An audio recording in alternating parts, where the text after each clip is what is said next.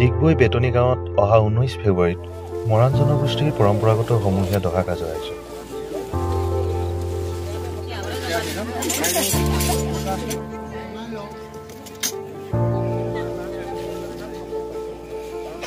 স্থানীয় ৰাইজে প্ৰায় 10 বিঘা সামৰি লোৱা এখন বিশাল পথাৰত ব্যাপক প্ৰস্তুতি অব্যাহত ৰাখিছে।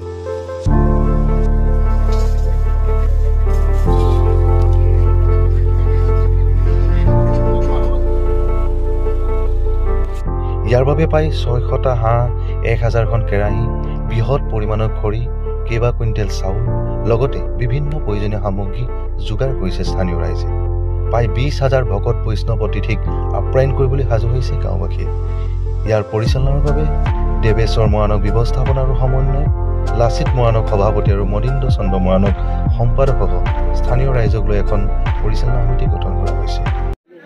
অহা 19 ফেব্ৰুৱাৰী তাৰিখে বেতনী বৰ নামঘৰত অৰ্থাৎ 6 চুবুৰী এই নামঘৰত এই অঞ্চলটোৰে 20টা পৰিয়ালৰ 23গৰাকী মৃতকৰ একেলগে কাজ দিয়াৰ সিদ্ধান্ত কৰিছে ৰাইজে লগ লাগি। গতিকে আমি আশা কৰিম সেই মৃতকৰ পৰিয়ালসকলক দেখা কৰিবৰ কাৰণে তেওঁলোকৰ আত্মীয় স্বজন য'ত আছে, অসমৰ বিভিন্ন কোণত হয়তো বিভিন্ন জিলাত তেওঁলোকৰ আছে, কোনোবা বিবাহসূত্ৰে সম্পৰ্ক হৈছে বিভিন্ন জাতি জনগোষ্ঠীৰ মাজত। গতিকে তেওঁলোকো আহিব, তেওঁলোকৰ পেহী মাহী জী জোঁৱাই এনেকৈ কৰি বহু মানুহ হ'ব। অতি কমেও ইয়াতে হয়তো আমি 20,000তকৈ অধিক মানুহ হোৱাৰ সম্ভাৱনা আমি দেখিছোঁ। আমি এতিয়াই কৈ দিব নোৱাৰোঁ যে ইমান হ'ব, তথাপিতো আমি অনুমান কৰিছোঁ তেনেকুৱা হ'ব। গতিকে তাৰ কাৰণে এক তীব্ৰ ৰূপত প্ৰস্তুতি চলি আছে। ইয়াতে আপোনালোকে দেখিছে অধিক প্ৰায় 500তকৈ অধিক হয়তো হাঁহ ইয়াতে জমা কৰি থকা হৈছে। আৰু ইয়াতে মহিলাসকলে চাউল যিখিনি চফা কৰিব লাগে কৰি আছে, আলু ইত্যাদিখিনি, শাক পাত ইত্যাদিখিনি প্ৰস্তুতি কৰি আছে। কিন্তু এইখিনিতে এটা কথা মই উল্লেখ কৰিম বিশেষভাৱে যে গোপনাৰী আঞ্চলিক বাৰ্তা বুলি এটা হোৱাটছএপ গ্ৰুপ মই নিজে এডমিনৰ হিচাপে পৰিচালিত কৰি থাকোঁ এইটোত। আৰু সময়ে সময়ে ৰাইজক এই অঞ্চলটোৰ সমস্যা বা বাহিৰত ঘটা কিছুমান সমস্যা বা উন্নয়নমূলক কিবা নহয় কিবা এটা বাৰ্তা যেতিয়া এৰি থাকোঁ, তেতিয়া ৰাইজে সেই বাৰ্তাবোৰ পঢ়ে, চোৱাৰ পিছত তেওঁলোকক এইবাৰ মই এটা আহ্বান জনাইছিলোঁ যে চাওক, আমাৰ যিহেতু সমূহীয়াকৈ কাজ দিয়া হৈছে, সেই কাজখনত এই যে ব্যক্তিসকল আহিব, তেওঁলোকে এটা এটা পৰিয়াল হৈ আহিব, কোনোবা হয়তো দেখা কৰিবৰ কাৰণে আহিব, তেওঁলোকে এখন পথালি কাণমাৰি বুলি কয়, হাঁহৰ ভাৰ হওক বা পাৰৰ ভাৰ, মাছৰ ভাৰ বুলি কয়, সেইবোৰ লৈ আহিব তেওঁলোক। আৰু তেওঁলোক লৈ অহাৰ লগে লগে পুনৰ ইয়াৰ পৰা ইয়াতে যিহেতু ভঁৰাল বুলি কোৱা হয়, আপোনালোকে যেতিয়া 19 তাৰিখ হ'ব, মই আহ্বান জনাইছোঁ আকৌ সেই দিনটোত আহিলে আকৌ অকণমান দেখিব বা ৰাইজেও দেখিব পাব। সেই ভঁৰালবোৰত মজুত কৰি থোৱা হ'ব, ভঁৰালত জমা দিব, আকৌ ভঁৰালৰ পৰাই তেওঁলোকক দিয়া হ'ব। তেওঁলোকক দিয়াৰ পিছত তেওঁলোকক কি কৰে, খৰি মানে খুঁটি, কেৰাহী ইত্যাদিবোৰ তেওঁলোকক দি দিয়া হ'ব। তেওঁলোকে নিজে নিজে এখন মানে বহল এটুকুৰা ঠাই দি দিয়া হ'ব, তাত তেওঁলোকে নিজে ৰান্ধি বাঢ়ি কৰি খাব পাৰিব। গতিকে তাৰ কাৰণে যেতিয়া আমি আহ্বান জনাইছিলোঁ যে গ্ৰুপৰ যোগেদি যে আপোনালোকে যদি পাৰে অন্তত আপোনাৰ সামৰ্থ্য অনুপাতে এটাকৈ কেৰাহী বা ততোধিক যদি পাৰে দিয়ক, আৰু এখনকৈ হ'লেও হেতা দিয়ক। মই এনেই এটা পৰিকল্পনা কৰিছিলোঁ, এই অঞ্চলটোত ধৰক আমাৰ 10,000টা পৰিয়াল আছে। 10,000টা পৰিয়ালৰ পৰা যদি এখনকৈ হেতা দিয়ে তেতিয়াহ'লে 10,000খন হ'ব হেতা।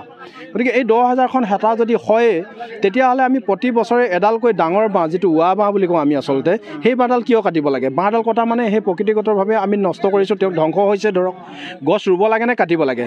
আমি ইয়াতে আপোনালোকে দেখিব ইমানবোৰ ইয়াতে খৰি কৰি থৈছোঁ। গতিকে তাৰ পিছত আমি চিন্তা কৰি আছোঁ আকৌ যাতে আমি আকৌ অধিক গছ ৰুব পাৰোঁ। যদি 2জোপা কাটিছোঁ 6জোপা ৰুব পাৰোঁ, তেনেকুৱা ধৰণৰ এটা কথা চিন্তা কৰিছোঁ।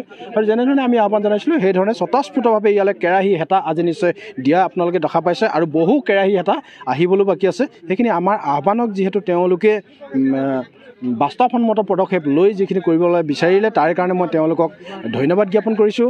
আৰু এই যিসকল পৰিয়ালে বা যিসকল পৰিয়ালৰ পৰা যে তেওঁলোকে সামৰ্থ্য অনুপাতে আগবঢ়াই দিলে এটাকৈ কেৰাহী বা এখনকৈ হেতা, তেওঁলোকৰ দীৰ্ঘায়ু হওক, তেওঁলোকৰ স্বাস্থ্য ভালে থাকক, তেওঁলোকৰ পৰিয়ালবোৰ আৰু যাতে দুপে আগবাঢ়ি যাওক আৰ্থিক ক্ষেত্ৰখনতো, শিক্ষাৰ ক্ষেত্ৰখনতো, তাকে চিন্তা কৰি আজি ভকতসকলৰ ওচৰত আমি কেৰাহীখিনি জমা দিম। আৰু এটা পাণ তামোলৰ সৈতে সন্মানেৰে আমি বৰ নামঘৰৰ ভকতসকলক সাক্ষাৎ কৰি তেওঁলোকক জমা দিয়াৰ এক পৰিকল্পনা কৰিছোঁ। সেই হেতুকে ইয়াত যথেষ্ট মানুহ গোট খাইছে, আৰু অহা 19 তাৰিখে হ'বলগীয়া কাজখনৰ কাৰণেও নিজস্বভাৱে আহি, স্বতঃস্ফূৰ্তভাৱে আহি সকলোৱে সহায় সহযোগ কৰি দিছে।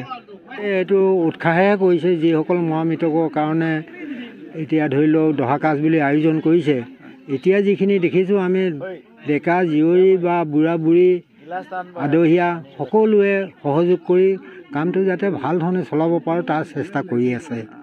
যদি ভাল ধৰণে যায়, একো এটা যদি গণ্ডগোল বা কোনোবাই খাবলৈ নাপালেও কিবা এনেকুৱা যদি নোলায়, সেইটো ভাবিয়ে এতিয়া ৰাইজে এইখিনি কাম কৰি আছে ভাল ধৰণে দেই।